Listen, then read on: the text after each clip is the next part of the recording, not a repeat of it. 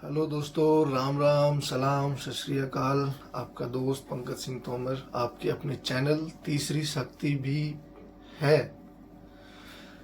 मैं आपका स्वागत करता है।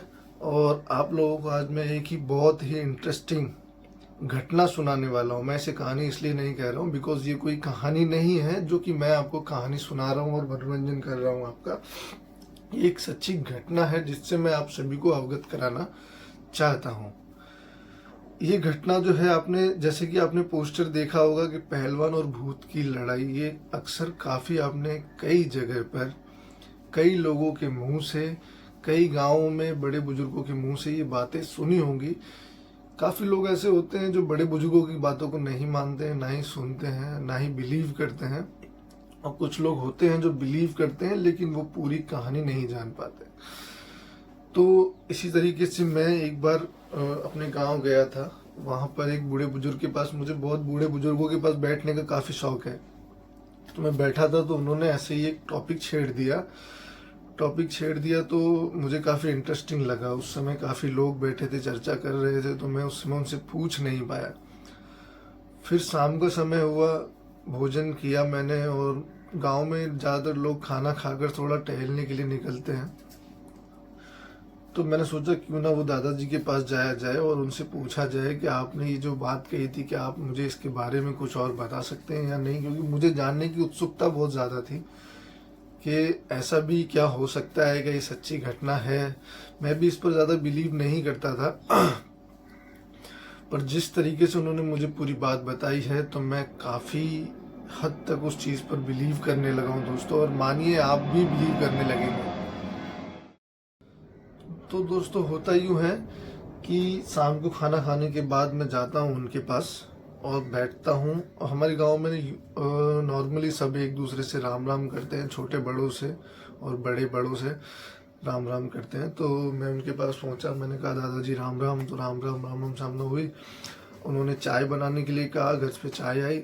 हम लोग चाय पी रहे थे तो मैंने उनसे वो उस बात को छेड़ दिया कि कल मैंने आपके मुंह से सुना था कि पहलवान और भूत की लड़ाई हुई। और तो ये बात मुझे ना इसके बारे में पूरी जानकारी चाहिए, और मैं चाहता था ये जानकारी कि मैं आप लोगों तक भी पहुंचाऊं, इसलिए मुझे पूरी बात को जानना भी था और मुझे खुद जानने की उत्सुकता थी मन में। तो मैंने उनसे काफ़ी बार बोला तो उन्होंने कहा ठीक है मैं सुनाता हूँ पूरी बात। तो उन्होंने बताया कि उनके एक मित्र हुआ करते थे जिनका नाम था राम सिंह जी। वो शंकरपुर के रहने वाले थे। ये गांव उत्तर प्रदेश में आया हुआ है। तो उन्होंने बताया कि एक पूरा परिवार था राम सिंह जी का। तो राम सिंह जी की जो पत्नी थी मालती देवी, वो और उनके दो लड़के थे, अनिल और रवि। तो जो अनिल और रवि बचपन में छोटे जब थे तो वो लोग पहलवानी के मैदान में जाया करते थे अक्सर। गांव में पहलवानी एक नॉर्मल सा शौक है, जो खेल है, जो लोग खेल खेल में खेलते हैं। जैसे आजकल लोग मोबाइल में पबजी खेलते हैं, ऐसे गाँव में हुआ करता था कि पहले लोग पहलवानी किया करते थे। और पहलवानी के लिए वो क्या करते थे, खेतों के बीच में एक मट्टी वाली जगह बना लेते थे जहाँ पर वो पहलवानी किया करते थे। काफ़ी सब लोग मिलकर वो बड़े शौक से पहलवानी किया करते थे। तो उनके जो दो लड़के थे उसमें जो रवि था वो पिताजी का काम काज देखता था। बचपन से वो पिताजी के साथ रहा है, उनके साथ में ही काम करते करते बड़ा हुआ है। और अनिल जो है उसे बचपन से पहलवानी का शौक था। वो सुबह से लेकर शाम तक वो पहलवानी वाले ग्राउंड में जाकर बैठ जाया करता था। तो इस तरह का शौक धीमे धीमे धीमे धीमे दोनों बच्चे राम सिंह जी के बड़े हुए। और राम सिंह जी का जो घर है वो काफ़ी सात्विक लोग हैं, मतलब ज़्यादातर पूजा पाठ में ही बिलीव करते हैं और हनुमान जी को ज़्यादा मानते हैं वो लोग। तो दोस्तों मानिए, हनुमान जी को जो ज़्यादा मानते हैं वो परिवार, वो जो लोग होते हैं, उनकी एक बात ही अलग होती है, उनके चेहरे का तेज ही एकदम अलग होता है। तो अनिल जो है वो बड़ा हो जाता है और रवि भी बड़ा हो जाता है। तो रवि जो है वो बड़ा भाई है, अनिल जो है उससे छोटा भाई है। तो छोटा होने के कारण जो है अनिल को सभी प्रेम ज़्यादा करते हैं। अनिल पहलवानी में ज़्यादा इंटरेस्टेड था, तो अनिल को पहलवानी करने का शौक जो था, तो अनिल ने पहलवानी करना शुरू कर दिया था। बहुत कम उम्र से उसने पहलवानी करना शुरू कर दिया था। खेल खेल में ही किसे पता था कि वो एक अच्छा पहलवान बन जाएगा। और पिता को लगा कि इसे पहलवानी का शौक है तो इसे रोकते टोकते नहीं थे वो ज़्यादा। और वो इसे सपोर्ट भी करते थे, फैमिली सपोर्ट भी करती थी कि तू खा पी, लेकिन जो भी करना अच्छे से करना, मन लगा के करना, अन्यथा गांव में काम की कोई कमी नहीं है। गांव में लोगों के घरों में इतना काम होता है। उनके पिताजी ने कहा कि हम तुझे इस काम से दूर रख रहे हैं, मैं और तेरा भाई मिलकर इस काम को करेंगे। तो अनिल के पिताजी और उसका बड़ा भाई रवि ये सुबह शाम काम पर जाया करते थे और खेत में जाया करते थे, खेत का सारा काम वही देखा करते थे।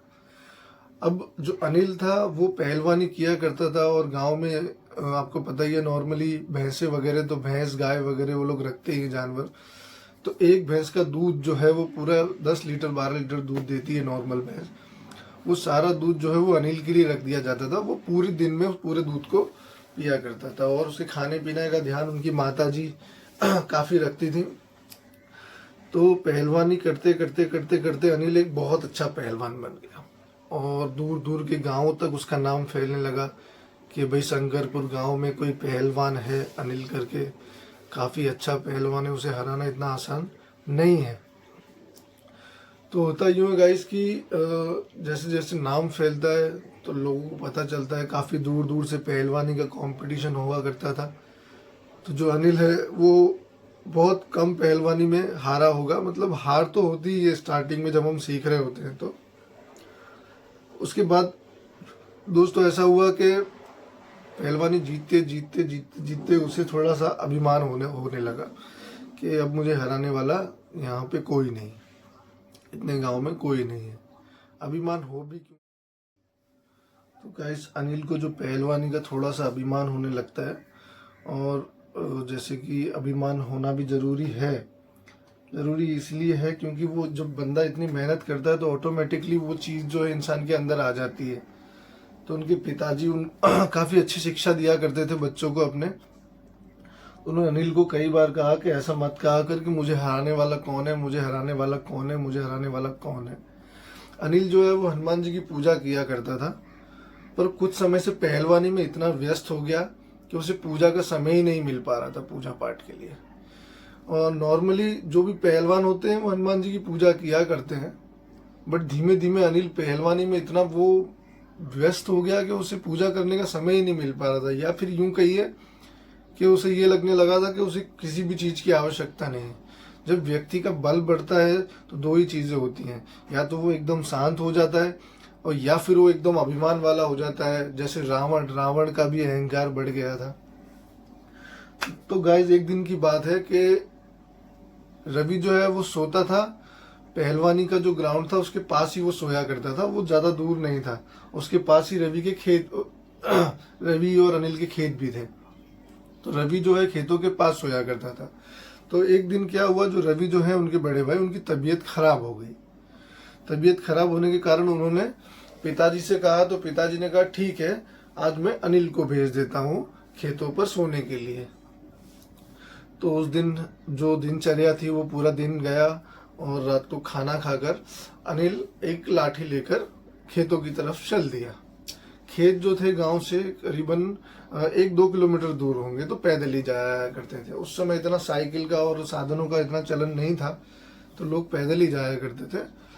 तो अनिल जी जो है वो खेतों पर सोने के लिए जाने लगे, और खेतों पर वो सोने के लिए गए हैं जब, तो उन्हें वहाँ पर जो सामान जो मिला है, जो उनके भाई यूज़ किया करते जैसे खटिया और बिस्तर वगैरह, वो वहीं पर रखा करते। एक सोने पर एक झोपड़ी टाइप का बना रखा था उन्होंने खेतों के पास में। अनिल जी वहाँ पे खाना पीना तो खाकर आए थे घर से, थोड़ा खेतों का चक्कर लगाया, देखा और कुछ जानवरों को भगाया और सो गए। जानवर जो नॉर्मली आ जाते हैं जंगलों में, एक नील गाय करके होती है जो खेतों को खराब कर देती हैं, और काफ़ी जानवर हैं जो खेतों में आया जाया करते हैं। अब तो लोग तार लगाने लगे हैं, इसलिए निश्चिंत होकर सो जाते हैं घरों में अपने, पर पहले लोग खेतों के पास ही सोया करते थे, एक छोटी सी झोपड़ी टाइप की बना के। तो होता यूँ है गाइस कि अनिल सो जाते हैं, और अचानक ही रात को उन्हें एक आदमी आता है और वो उन्हें जगाता है। वो आदमी की उम्र कम से कम 30 से 35 साल होगी, जैसा अनिल जी ने बताया था। तो 30 से 35 साल उम्र होगी, और वो बहुत गहरी नींद में सोते हैं, ऐसा मानते हैं, सब कहा जाता है कि वो गहरी नींद में सोते हैं। उनके पिताजी ने एक्चुअली एक कहानी सुनाई थी उनके दादाजी को।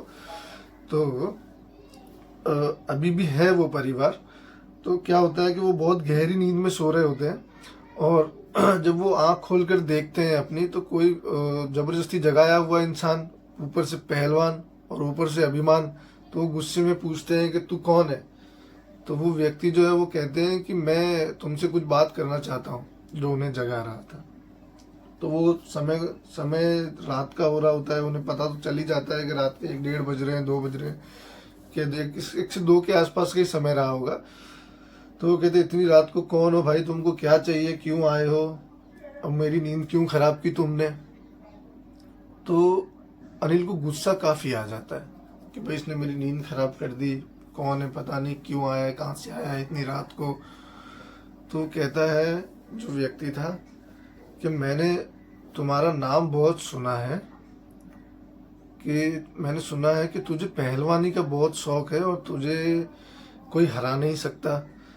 तो अनिल ने कहा हाँ, इसके बारे में हम सुबह बात करेंगे, आप सुबह आइए, और अभी मेरा सोने का समय है। तो उन्होंने कही मैं तेरी बात सुनने नहीं आया हूँ, मैं आया हूँ तुझे चेतावनी और चुनौती देने के लिए, कि तुझे जो अभिमान है ना उसे मैं दूर कर दूंगा, और मैं तुझसे पहलवानी करना चाहता हूँ। तो अनिल ने कहा कि ये कोई समय नहीं है पहलवानी का, आप जाइए और सुबह आना, हम सुबह करेंगे पहलवानी। तो वो जो सामने जो व्यक्ति था, हाइट उसकी ज़्यादा नहीं होगी, बहुत कम हाइट और नॉर्मल शरीर था, जैसे पहलवानों का शरीर होता है वैसा नहीं था, एकदम नॉर्मल शरीर था। रंग से शरीर एकदम सांवला काला, और वस्त्र जो पहने थे फटे पुराने एकदम। और जो बताया उन्होंने मुझे वही मैं चीज़ें आपको बता रहा हूँ दोस्तों। तो होता यूँ है कि अनिल को वो कहते हैं कि क्यों, डर गया क्या, या फिर तुझे लड़ना नहीं है मुझसे, या तू डर गया। तो इस बात पर अनिल को काफ़ी गुस्सा आ जाता है। गुस्सा आ जाता है तो वो कहता है कि ठीक है, लेकिन अगर कुश्ती करते दौरान अगर आपको कुछ हुआ तो उसका जिम्मेदार मैं नहीं होऊंगा। तो जो सामने जो व्यक्ति होता है वो कहता है ठीक है, जो भी होगा उसका जिम्मेदार मैं ही होऊंगा। और वहाँ पे पास में ही, मैंने बताया अखाड़ा पास में ही होता है, वो लोग वहाँ जाते हैं, अखाड़े में जाते हैं। तो वो जो व्यक्ति होता है वो कहता है नहीं, हम इस अखाड़े में नहीं लड़ेंगे, वो अखाड़े में जाने से मना कर देता है। तो वो तो कहता है कहाँ लड़ेंगे, तो कि खेतों में हम कहीं और जगह बना लेते हैं, ज़्यादा से ज़्यादा 15 से 20 मिनट लगेगी, हम खेतों में मैंने एक जगह बना रखी है, वहाँ पे चलते हैं, थोड़ा बहुत सामान पड़ा होगा हटा देंगे वहाँ से और वहीं करेंगे दंगल। बोले ठीक है, कुश्ती वहीं करेंगे। इस बात पर अनिल राजी हो जाता है, और अनिल के मन में तो गुस्सा भरा हुआ था कि इसे तो ज़्यादा से ज़्यादा 2 मिनट में हरा के भगा दूंगा मैं, और थोड़ा मैं इसे अच्छे से मज़ा चखा लूँ, इसने मेरी नींद खराब की है। तो वो जो व्यक्ति होता है वो उसको पीछे पीछे अनिल को ले जाता है अपने साथ में। तो थोड़ी दूरी पर जाके उसने बनाया होता है, जो कि अनिल खुद चौंक जाता है कि मैंने अभी तो आज से पहले यहाँ कभी कुछ ऐसा देखा ही नहीं, जबकि मेरा यहीं पे पास में ही मेरा अखाड़ा कुश्ती का है, और यहीं पे हम लोग कुश्ती करते हैं। इतनी दूरी पर तो हम नॉर्मली टहलने चले जाते हैं, कभी देखा नहीं मैंने इस व्यक्ति को, कभी गांव में देखा नहीं, और ना ऐसी कोई जगह मैंने आसपास देखी बनी हुई इस खेत में।